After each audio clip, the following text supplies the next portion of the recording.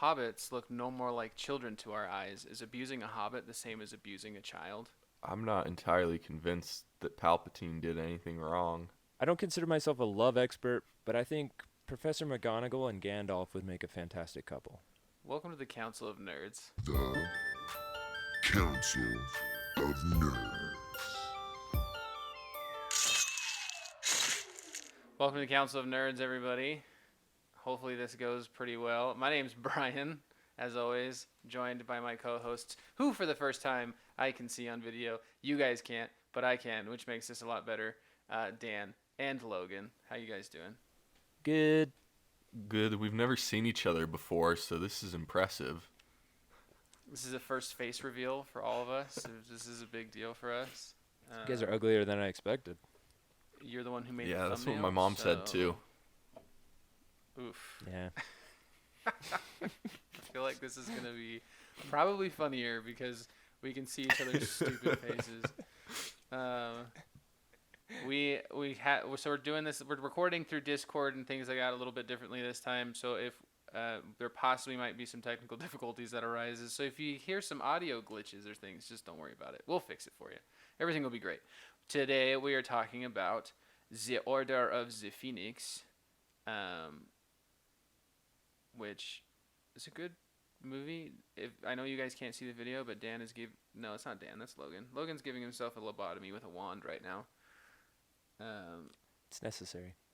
Which is what Umbridge makes me want to do every time she is talking, ever, in this book. Ooh. So, Good move. Good transition into thank the you. Thank thing. you. Segues are weird. Man, I'm the Yeah. only one without my wand out? Wow, that sounds inappropriate.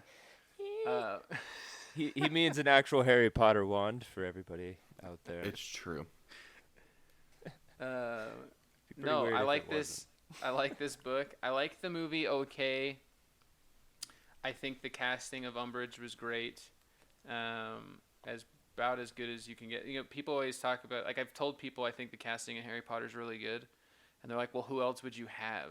Like, can you even think of someone else that would do a good job? And I'm like, I guess not.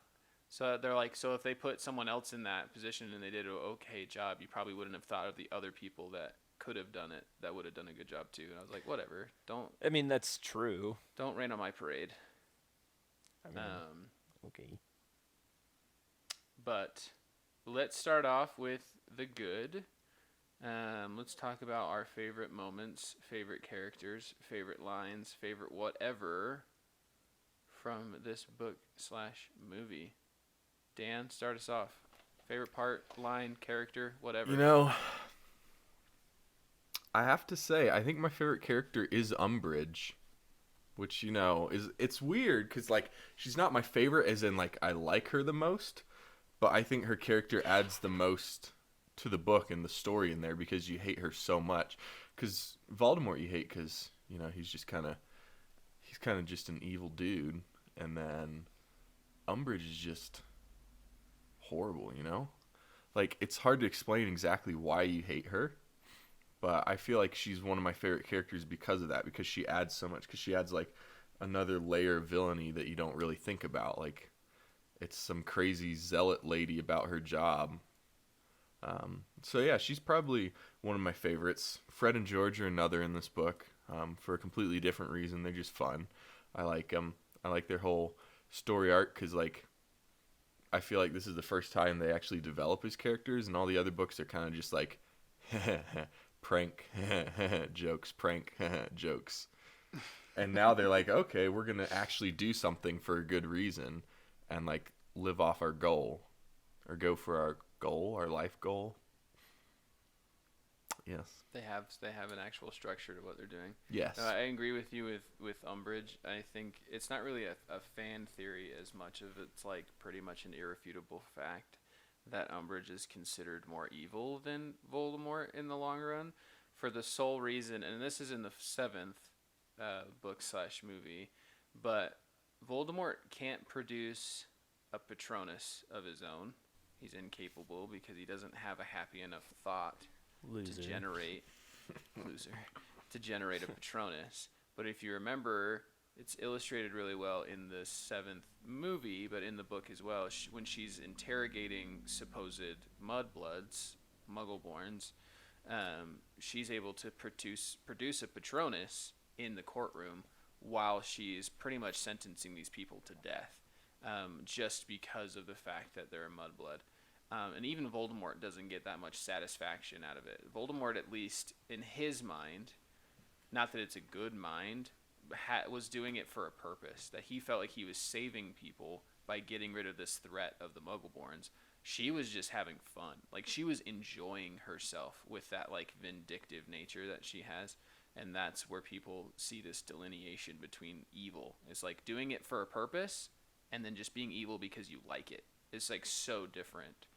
Even if it's a bad purpose, it's still technically a purpose. So it's interesting, like, how you think about World War II and things, and there's just gross people in that history, and they didn't even do it because they felt like they had a reason to. They just did it because they enjoyed what they were doing, and it just makes you kind of, your skin crawl. But Yeah, I agree. I hate Umbridge a lot. From the moment I saw her in the hearing with Harry at the very beginning to the very end, I hate her. She's the worst. I think what makes her even worse, though, is that she, the way she dresses and portrays herself, like pink and nice and cats all over the place, but then inside she's like this satanic witch. Witch. And she's the worst. She's terrible. But I'd say my favorite characters in this are Fred and George for sure. Your cousins. Just yeah, my cousins. So stupid. And anyway, the reason I like Fred and George so much in this is also like basically what Dan said. Like, their development is finally pushed instead of like background pranksters, you know. And I also just love how at the end they're like, I think we're done with school. I think we're done with like this education stuff. Let's turn this place into a swamp and get out of here. And then they just ruin Umbridge's life from then on without even being there, basically. And I thought that was really cool. what's their line is like, I think our futures lie outside the realms of academic achievement. And It's so good. I love that. With that, my favorite line. So, I've just recently finished the book, and one line that's not in the movie, and I mean part of it's in the movie, but the good part's not. And I missed it the first time round I read the book, but it's so good. But it's Dumbledore. It's when Umbridge like catches Harry and all them for the Dumbledore's army thing, and Fudge is there with Percy and what's that other guy's name? Dawlish. Dawlish, yeah. Mm-hmm. Yeah, Dawlish. Whatever it is. And Fudge is like, basically like, take him. We're taking him to Azkaban. And then Dumbledore. So this is, I got the exact page and chapter. It's page 620, chapter 27. And it says, Dumbledore says, well, it's just that you seem to be laboring under the delusion that I am going to, what is the phrase, come quietly? I'm afraid I am not going to come quietly at all, Cornelius. I have absolutely no intentions of being sent to Azkaban. And then this is where you're just like, oh, Dumbledore, you're awesome. He's like, I could break out, of course, but what a waste of time. And frankly, I can think of a whole host of things I would rather be doing. And then he continues to say, because Dawlish like probably like moves forward to get him, and he's like, don't be silly, Dawlish, said Dumbledore kindly. I'm sure you are an excellent Auror. I seem to remember that you achieved outstanding in all your NEWTs. But if you attempt to, or bring me in by force, I will have to hurt you. The man called Dawlish blinked, looking rather foolish. He looked towards Fudge again, but this time seemed to be hoping for a clue to what to do next. And then Fudge says, so, sneered Fudge, recovering himself, you intend to take on Dawlish, Shacklebolt, Dolores, and myself single-handed, do you, Dumbledore? And then Dumbledore goes, "Merlin's beard, no," said Dumbledore, smiling.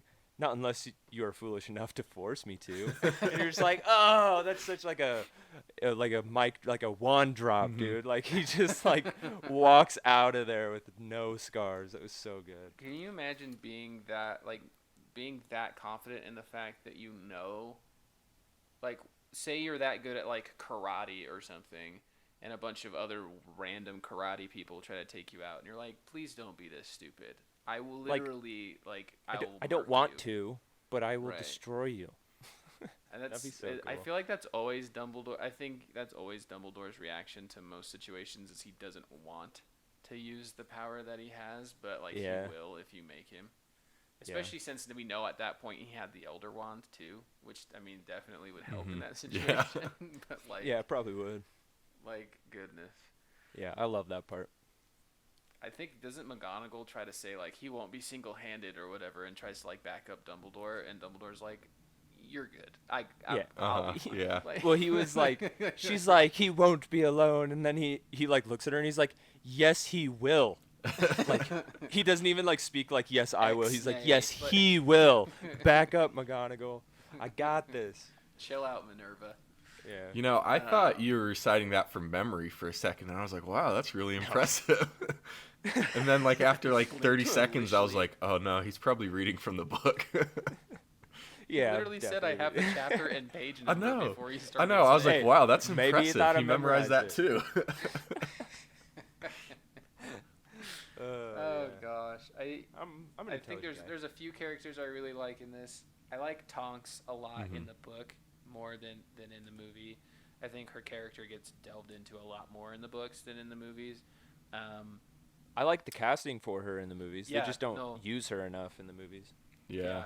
I thought that was a good cast for her. I wanted to see more of like the metamorph magus stuff of her. Like I know they show that scene at the dinner table where she's turning her face into like a duck. And She a does pig the and, duck like, all that face. stuff. And then she does the OG duck face.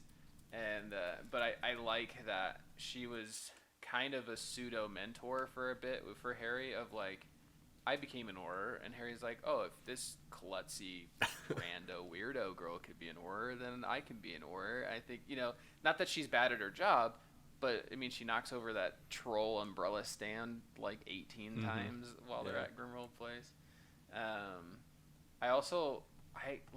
The book gave me, this book gave me such a different perspective on Mundungus Fletcher as well. Oh yeah.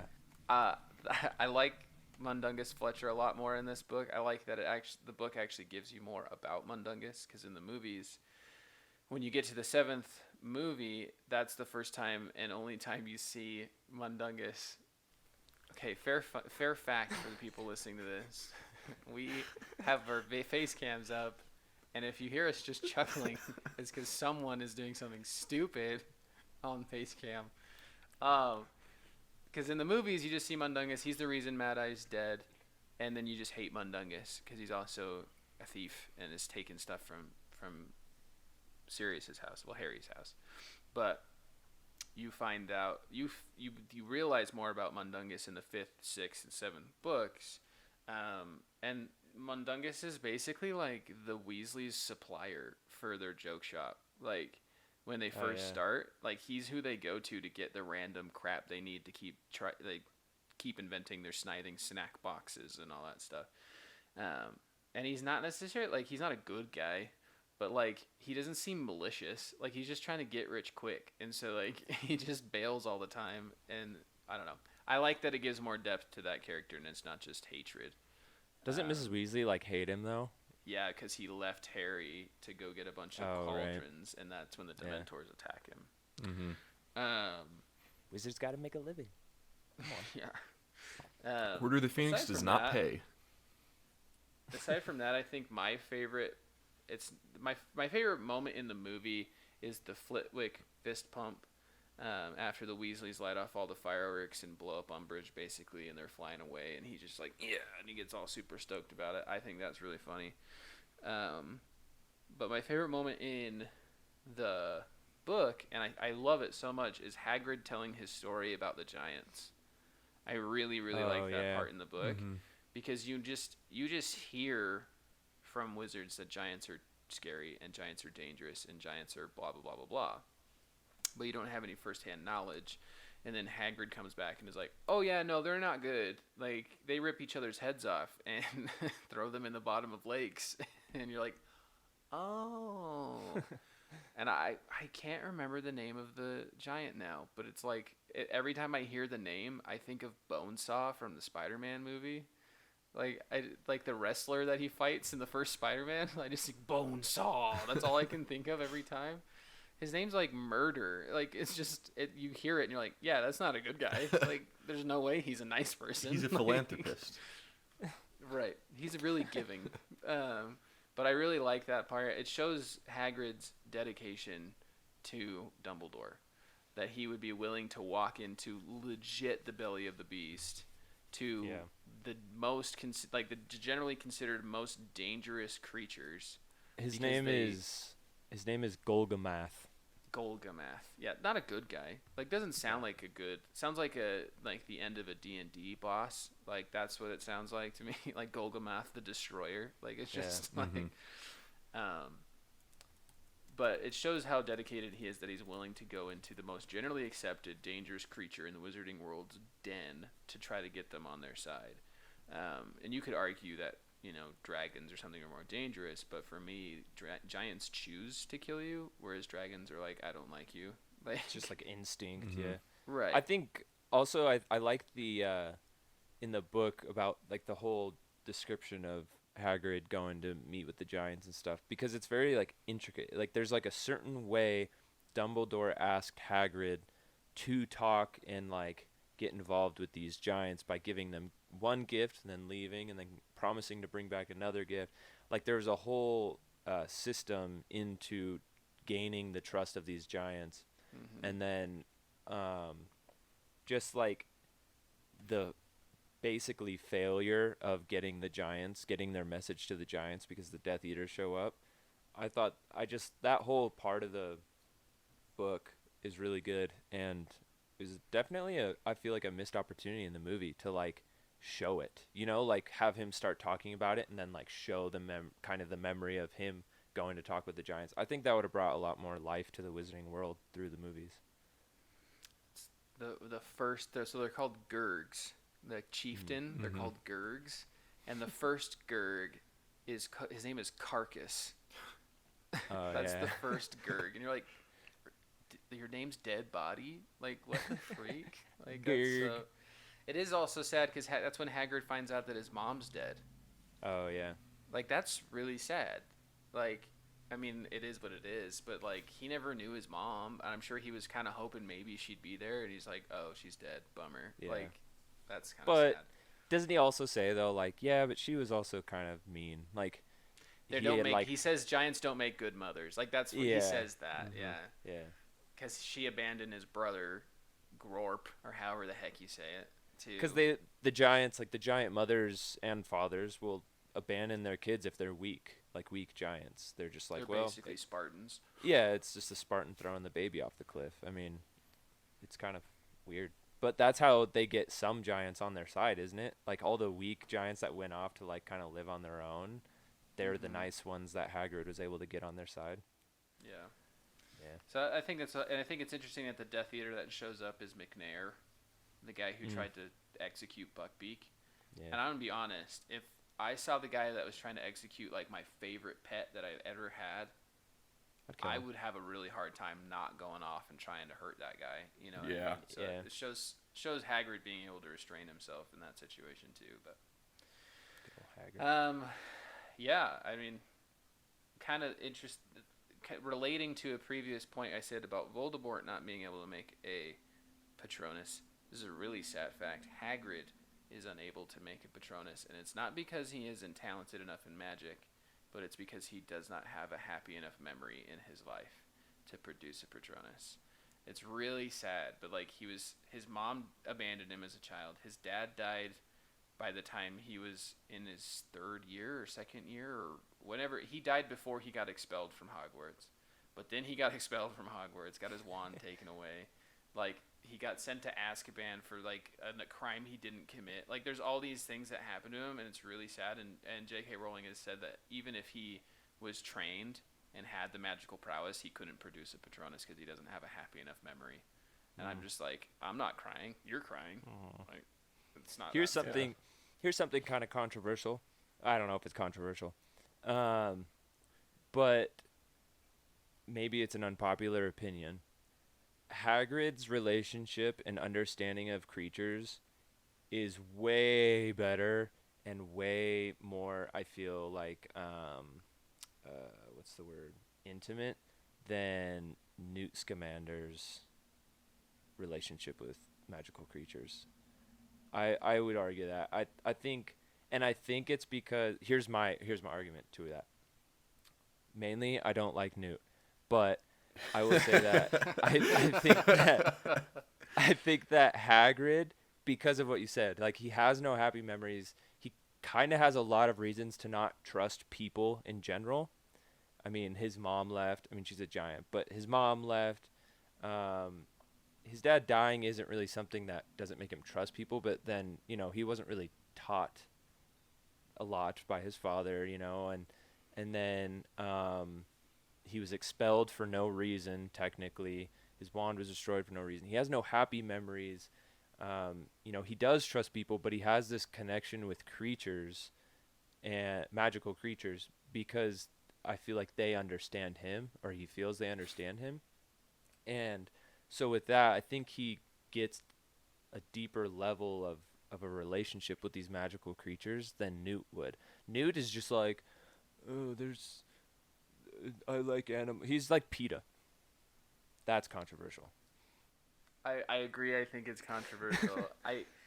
I think that the difference is maybe not understanding, but love. I think Hagrid loves creatures. Like, yeah, he looks at every creature and finds whatever he can that's good about that creature. Like, he trained a whole thing of a whole herd of Thestrals. Most wizards look at a Thestral and think, that's an ill omen of death. I'm not going to go near that thing. And he trained an entire herd to pull the carriages back and forth from the castle, and he also just likes having them around. But I think what Newt's relationship with them, and out of necessity, I would say, is Newt is more of a scientific relationship where he respects the creatures, but his goal is to prove to the wizarding world in his time that these creatures aren't dangerous. Because in his time, you just had rampant executions of magical creatures whenever they did something that is their nature to do. They would defend themselves or whatever the situation was, and then the ministry would just execute them. And so I think his came from a same kind of affection of, I love these creatures. I can relate to them more than I can relate to humans because of his possible autism, which hasn't been confirmed and all that. But in a different sense, he's trying to prove that these things aren't as scary or as dangerous as people make them out to be. So I think it's just a difference of desire, like what they're trying to achieve with the relationships they're establishing with the creatures. That was probably a lot more than you were expecting me to say about that topic. No, I expected that. Like Brian nitpicky. I understand that. I get it. I guess my argument comes from, I think Hagrid is underrated with creatures. You know what I mean? Like with the magical creatures, and then Newt gets thrown on this pedestal, gets, all these movies for no reason.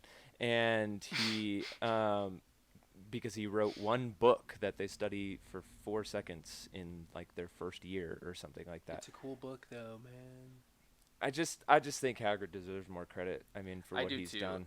And I think they kind of mention that in this book when Grubbly Plank is teaching classes, and show that she shows them Bowtruckles or something I think it's Bowtruckles on their first lesson, and Harry gets irritated because Pavarti and Lavender are like, ooh, and he's like, you would think, he gets annoyed. It's like, it's not like Hagrid never showed them something cool. Yeah. Like, hippogriffs are cool. Like, he's like, yeah, the flobberworms were dumb and the blast-ended scroots were probably a bit much, but like, it's not like we never studied cool stuff when Hagrid was teaching. And I do agree that Hagrid's underrated because I think he's extremely knowledgeable, but then he gets too excited because I Yeah. think he forgets that he's half giant, Yeah. and he's like, "Oh, it's just a hippogriff." Like he sees a hippogriff and it's the size of a dog to us. Like you wouldn't. It's true. It might be a Great Dane-sized dog, but a lot of people go like some people are scared of a Great Dane, but most people see a dog and they go, "Oh, it's a dog." That's how I feel like Hagrid's mentality with most magical creatures is. Oh, it's just a pet. It's just a And people are dog. like, Yeah. no, that's a murderer. That murders people. It killed Like, Malfoy. I wish. My arm. Oh, my arm. It's killed me. The chicken's killed me. My father will Like hear the about balls of this. chicken. Yeah. And then what's her face is like, does it hurt terribly, Draco? It comes and it goes. Might have to tear my arm off. I'm gonna have to take my arm off. And then Madame Potter's like, "Shut up, Malfoy. Go home. Like, get out of here, you scrub." Oh, that's Um, good. All right. Yeah, Well, I oh, think we wait. covered. Sorry, go Madam ahead. Madam Pomfrey's like, Bruh.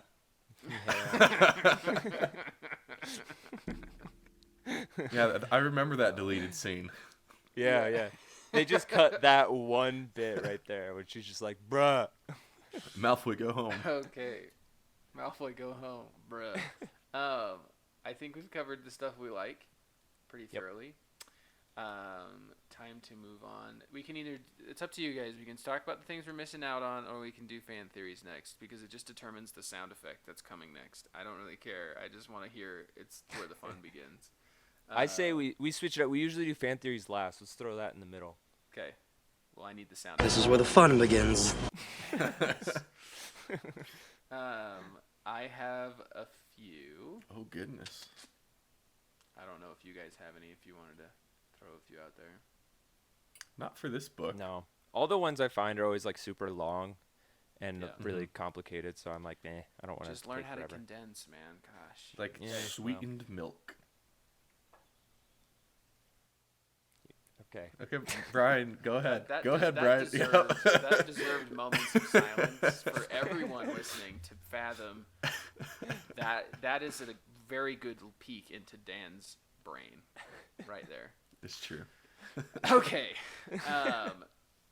This bothered me for a long time, and I heard this explanation, not really necessarily a theory, but an explanation of it from Super Carlin Brothers on YouTube, who have a great channel with quite a good fan theories put together on it. But it's why Harry doesn't see the Thestrals until book 5. If you think about it, Harry, more than likely, I mean, mom died when he was a baby, right in front of him. That's explained away with Harry's memory is really only seeing a flash of green. Like, that's what his memory is, not his mom dying, but a flash of green and then pain in his forehead. Like, that's what he remembers. Then the argument is, well, what about Quirrell in the first book? Because he straight up murders Quirrell. Like, he kills Quirrell. That's true. And again, he technically passes out before Quirrell's dead. So he doesn't actually see Quirrell die. He knows he's dead, but he doesn't see it. True. Then in the second one, there's an argument. It's like, okay, well, what about the part of the soul of Voldemort? Because he straight up stabs it. Like, he watches the part of Voldemort's soul explode and die. Dan? I'm talking. The video's dangerous. We're getting into too much trouble. And that, so there's quite a few examples of like why hasn't he seen him up to this point? Even in the fourth one, they take the carriages back to the Hogwarts Express after everything that happened in the fourth one, and he still isn't seeing the Thestrals. Even after he's seen Cedric get killed by Voldemort. And again, technically, all Harry's scar is like hurting him really bad at that point in the fourth book, and his eyes are shut, and all he hears is Wormtail scream Avada Kedavra, and then he hears a thump. So he doesn't actually see Cedric die then either. So then it comes, this is where kind of it's a theory, and it's when you process and accept a death in your life. When you're able to actually fathom and understand and process a death that's happened in your life. And Cedric was that, but it took him time. But that was the first death that he was able to process and understand. Because when you're a baby, you don't have any of those memories. Babies are stupid. I don't, They don't understand and anything. I don't think it was an impactful death with Quirrell. I don't think he cared. And also, it was only part of Voldemort's soul, so I don't think it counts as an actual death with the second one. But Cedric was an impactful death that he may not have witnessed, but it affected his life going forward. And so that's kind of the theory there, is that it's because he's able to actually understand and process that. 2 things to point out on that.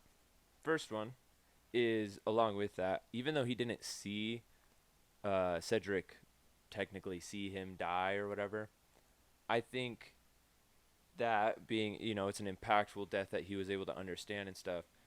But also, he heard the curse and he heard the thump. So basically, in a way, he did see him die, right? Yeah. And I think that's really the only true death he's seen. And then along with that, he's understood and stuff. Second thing I want to say is, can we talk about how Harry murdered a guy at age 11, Age 11. and then got like 50 points for it? 60. He got 60 points. points. Oh, that's right, 60 points. and that like got Gotta pump them. those numbers up. Yeah. Yeah. It ruined Lurgan, Braun, and Bjorn's final year of Hogwarts. Honestly, too. it was the Terrible worst. for 'em. I remember So that chapter where stupid. they talked about those guys, man. It was sad. one chapter in a book. Yeah, Just like I remember. this little, like 3 It was- pages. Yeah, it was like shorter than the epilogue or the whatever. Table of It's a contents. good read, though. Mm-hmm. Yeah, I highly suggest it. If you can't find it's a secret chapter. If you can't find it, you can just look on our podcast. It was episode 5, I think. Yeah, it's chapter Whatever 9 and episode it 3/4. Yeah, that's it. That was a Nice. good one. I Thank like you, that. thank you, thank you. When did Harry see Voldemort kill the gardener? Was that the 4th book? That's a Oh, in his dream, huh? dream. Yeah. In the 4th one. Yeah. But he's in the perspective of the gardener, so I guess he died. True. Huh. I forgot about that. Yeah. That's a good point, Dan. Thank you. I was just thinking about it. But yeah, I guess like dying yourself doesn't really count as seeing yourself die. What? Seeing someone else die. Dying yourself. Dying yourself. I've died myself. Not again. Did self-assassinated me. No, so that's an interesting one. But I like Thestrals. I think they're super cool. Me too. I do too. I I also like how they Hell, they portrayed him in the movie. I thought they did a really good job. I actually thought it was a really good representation of what I Yeah. thought when I read the book. But I do think they missed out on an opportunity of showing the perspective of the students who couldn't see them while they're eating chunks of meat. And they're just Yeah. like floating and then disappearing. I would lose my mind. Like I'd be like, Yeah. no, I'd Wow. be gone. I'd be out of there. Not to take away from the theories, but along with the Thestrals, a really important character in this book and movie is Luna Lovegood. Yes. And she's pretty crazy. I like her in the movies, but she's not how she is in the book. Mm-hmm. Like it's a total different, but I like them both. Yeah. But I saw this one thing talking about how when Harry, spoiler alert, gets together with Ginny at the end, and he's like, why would he get together with Ginny? He's like, honestly, I see Luna and Harry more than I see Ginny and Harry. Because there were sparks, man. There were. I think in this book specifically, I think Luna can relate to Harry more than any of his friends. And I think they show it in the movie when they're feeding Thestrals together, but then in the book, they also show it with their conversations. Like in most of the conversations where it's just Harry and just Luna talking, they totally have a better relationship than Ginny and Harry. Mm-hmm. Ginny sucks. I agree. There's actually a theory about that we'll get into in the next book / movie. She's the side piece. Yeah. Yeah. That's not. That's my side theory. She's the side piece. What? Did I There say you go. side theory? Good for you, Dan. Yep. Okay. Just be quiet, Dan. Okay. I'll just go. Let me just disconnect real quick. I'll just be over No. here. No, I like Luna a lot. I think I agree with you in terms of her being able to relate to him, because if you think about it, she's been called crazy her whole life. Mhm. And now Harry's in that same boat of being called the crazy person of Yeah. the school. And she's like, she has that moment where she's like, "You're just as sane as I am," as she's Yeah. reading a magazine upside down. Mhm. Yeah. You know, like, great, thanks, I appreciate it. But at least at least he has some company of someone who can relate to the position that he's in. And I think that's Yeah. a huge thing for Harry, is he has this sympathy from Hermione and Ron and Fred and George, but he has empathy from Luna. And I think she can totally relate where he is right now in Yeah. life. And not that she like gives him advice, but she doesn't change who she is just because people think she's weird. And I think that gives Harry a sense of confidence to not change who he is just because people are crapping all over him. It's like, And if that she can do it goes- for no reason, then I can too. And that's a good lesson for any nerd out there who's living in the nerd closet. Like, Let that nerd flag fly. let it fly, man, because it sets you free. Just do it. It's fun. I think I said that in like yeah, I said that in like episode 1. I think it was like high school. I like finally me and I guess my friends were more nerdy than me before, but I feel like I was finally like, man, who cares about people? Let's be nerds. It's more fun. And then we were like outside LARPing at like 18 years old and playing Minecraft in my friend's basement and, you know, all that stuff. It was way more Yeah. fun to be a nerd. Just Be let it go. free. Be like Luna and be free. It's true. Release your inhibitions. Feel the rain on your face. All right, good song. I have one other one here. Let's see it. Hit us. It's about the veil in yeah. the ministry. So this portrayed very differently in the book than in the movie. In the book, it seems like it's just an arch and it has like a curtain almost. Mm-hmm. Whereas here, it's kind of that ethereal, wavy substance. But the movie is actually where the base of this fan theory comes from, more so than the book. But the movie shows that kind of wispy, white-ish, cloudy substance in the middle of the stone arch, Yeah. and most of Dumbledore's army who are there can't see it. They can't even see the substance there. In the book, they just say, "We don't hear any voices," and Harry and Luna Oh yeah, it's all about and the voices. Neville, which bothers me because Neville can see Thestrals in the book. He can hear the voices in the book. He just can't in the movie, and I don't know why you would take Yeah. that away from Neville. Because the movie's Um, like the poop on Neville. Right. I don't know why. It's probably because they knew he'd become an underwear model later in life. So they're like, well, Probably. we got to keep By him the way he humble. looked as a child, I think that's safe to say that's what they thought. Right. They just knew. Yeah. But so the theory goes, and it relates back to the Peverell brothers, as the theory goes, that the brothers from the story of the three brothers from Tales of the Beetle of the Bard didn't literally get the magical artifacts, the Elder Wand, the Resurrection Stone, and the Cloak of Invisibility from death, but they were talented wizards that were able to manufacture these magical artifacts via their magical prowess. The theory goes is that there were certain artifacts that were like the attempts to make those artifacts, and that they were failures. And the veil, the theory goes, was the first attempt or one of the attempts at making the Resurrection Stone, or something along that line that you could communicate with the dead. Because the way the veil works, in some sense, is only those who have experienced death can hear voices coming through the other side. It's not very clear or things like that, but it seems very centered around death itself. The other interesting thing with the Peverell brothers, Dan has the Elder Wand he's been playing with the whole time we've been recording. Does anybody know the core of that wand?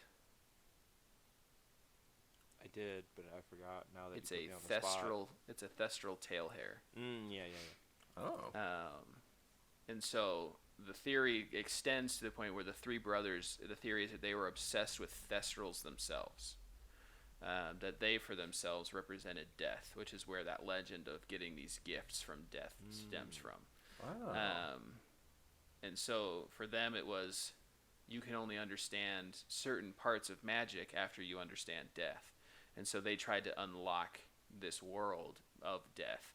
And the veil was kind of an attempt at that. And it was a failure, and actually just led to more death instead of being able to communicate with death. And then a tandem theory is that the veil is used to execute very dangerous wizarding criminals. That's not been confirmed, but it seems like it would make sense that that would be what they use it for. I do like that because I mean, I know it's the wizarding world and anything can happen, and so why make up these? I mean, they literally have the Tales of Beedle the Bard, which are essentially fairy tales for wizards, which if you think about it, is kind of not ironic, but in a way ironic because it's, fairy tales. In our mind, a fairy tale is something that's just out of this world, would never happen, with creatures that don't exist and all this stuff. But in the wizarding world, that stuff exists. And so why, I feel like if you're going to tell a kid a fairy tale, especially a kid who's in a wizarding family, wouldn't you want to like embellish or use like metaphors to help them understand the story a little more? And so like saying, oh, they got these 3 items from Death himself is like a good way to like, instead of saying, well, they made these items and thestrals represent death, and so they used thestrals to create it's like all this stuff, and it's like, what? Like kids aren't going to understand that. And so I think that's kind of cool. I think that would be it makes a lot of sense. It's very plausible Yeah. in my mind. I think that the idea of them using it as an execution chamber is kind of an interesting thought too, because it seems like it's a courtroom. Like when they get in there, it's like raised steps. Yep. There's seating around. Like it just seems like it's an execution chamber. Yeah. Well, That's and what then it comes off as. they also kind of, in a way, in the movie at least, the arch, it's almost like a guillotine. It's like up in this middle section. It has the arch with the kind of curtain, whatever you want to call that thing in the middle, coming down. Like it's kind of this guillotine style thing. And so I think that makes sense that it would be kind of an execution thing. That also kind of plays into what they did in Fantastic Beasts with that execution room. That was scary. That stuff, Yeah, that, that like, stuff was pool? crazy. That was dark. Dan, did you say poop? Pool. Oh, I thought you said poop, and I was like, no, not poop. No, Yeah, that deadly stuff. could have Yeah. been no. Wizard poop. Maybe it's different. Could be. I also think before we end all this, I think we should talk about, we kind of brought it up for a second, but not really. A really important part of this book and character of this book is, well, in all the books, but this book specifically kind of gives you more of a love for the character, is Neville Longbottom.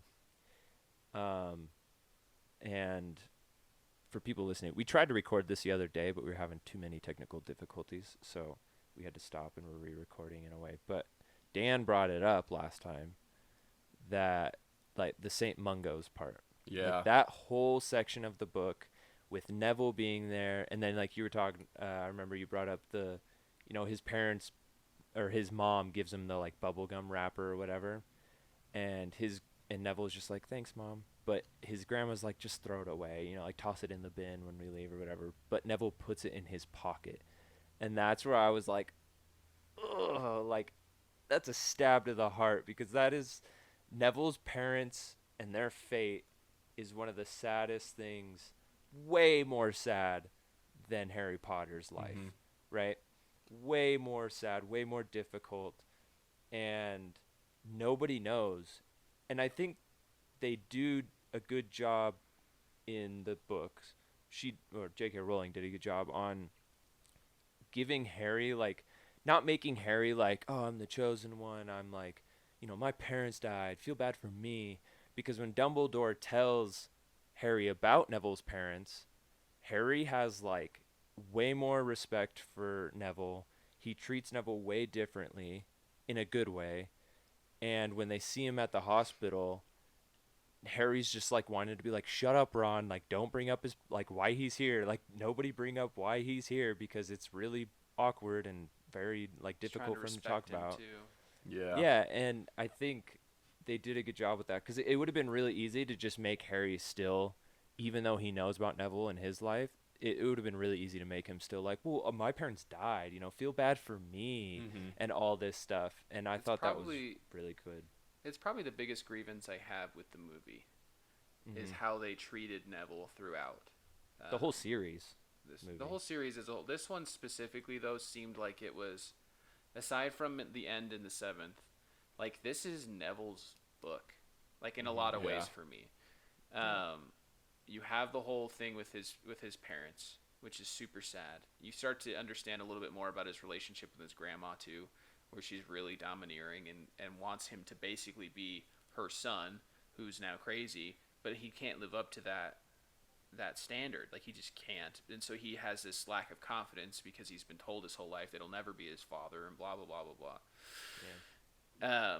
But on top of that, one, can you imagine how many little, gumball wrappers he has that he's kept from his mom? You know what I mean? Like, you think about that, and then you think about it even harder, and you're like, oh, that is so sad. the Like, more he you think has. about it, the sadder Does you he have like a binder, you know, like a scrapbook full of all of them because that's like he knows that's like kind of his mom's way of showing her love for him. Oof. Yeah. But I think the thing that bothers me the most is when they're doing Dumbledore's army, Neville is the second best the entire time. Yeah. In the movie, he's still a scrub who can't figure it out. Yeah, he sucks.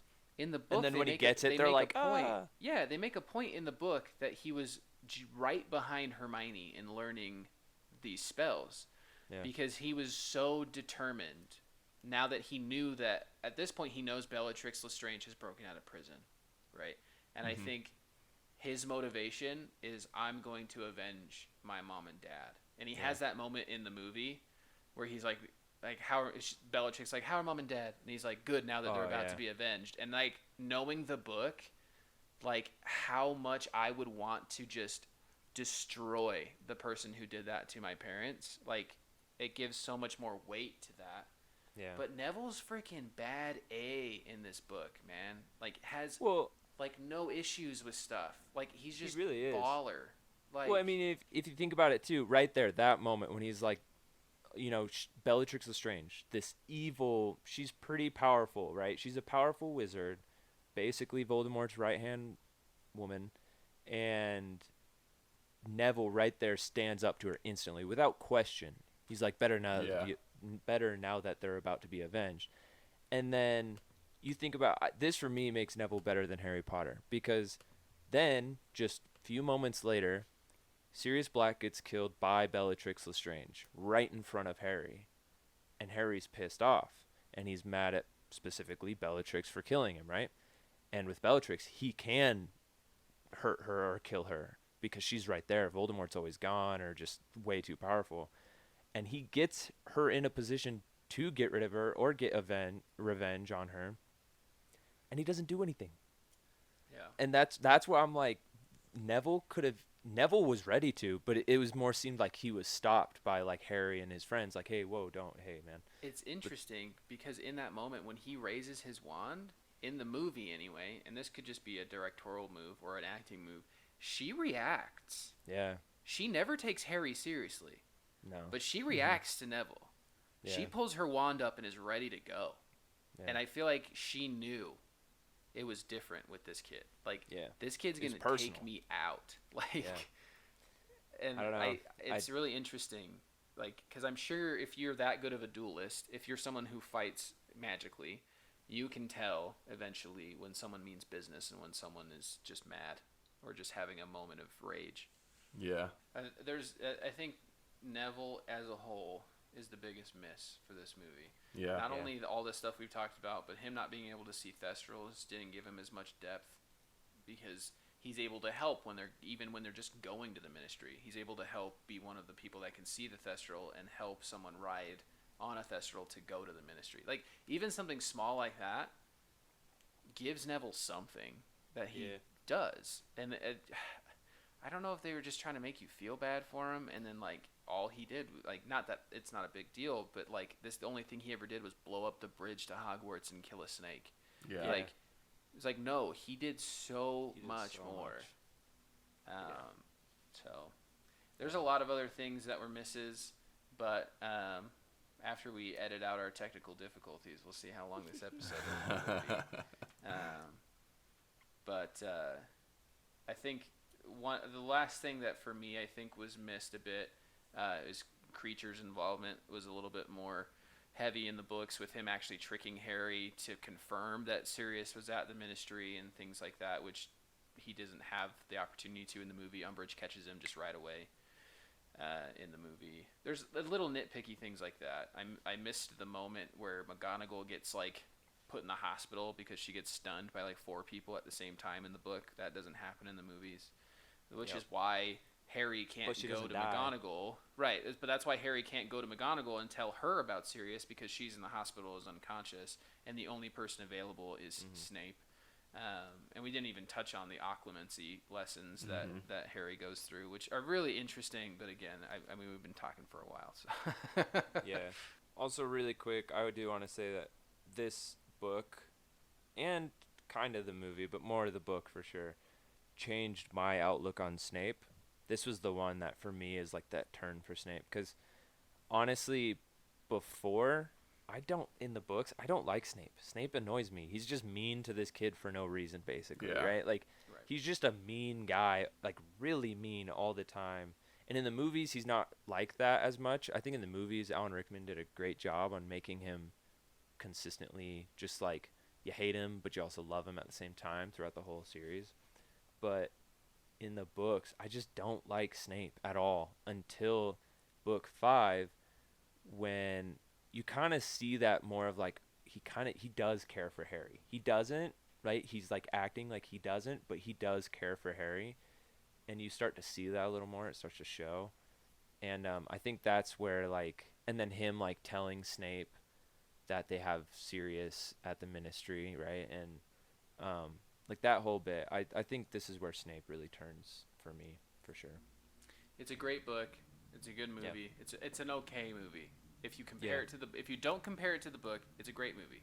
If you compare it to the book, it's okay. But the book as a whole, gets much darker, gets much more intriguey with conspiracies and things, and I love it. I think it's great. It's one of those books that, like, part of me hates listening to because of Umbridge, and then the other part of me loves because of all the other stuff that happens.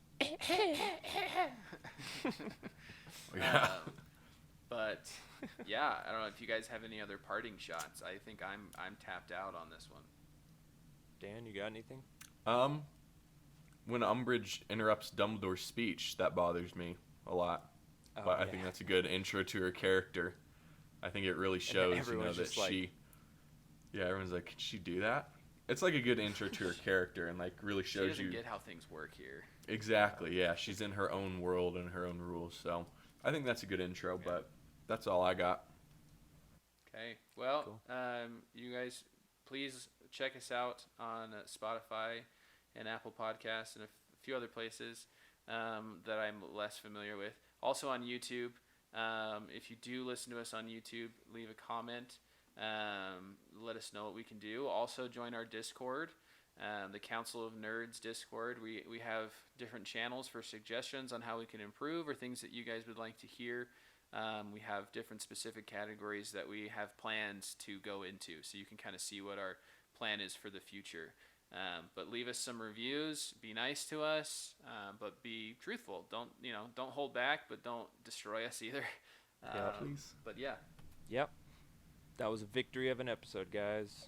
That was pretty good, right? Yeah. That was not bad. All right. Well, thanks again. We are the Council of Nerds. Listen to us next time. Have a good one. Thank you. Bye. Goodbye. The Council of Nerds.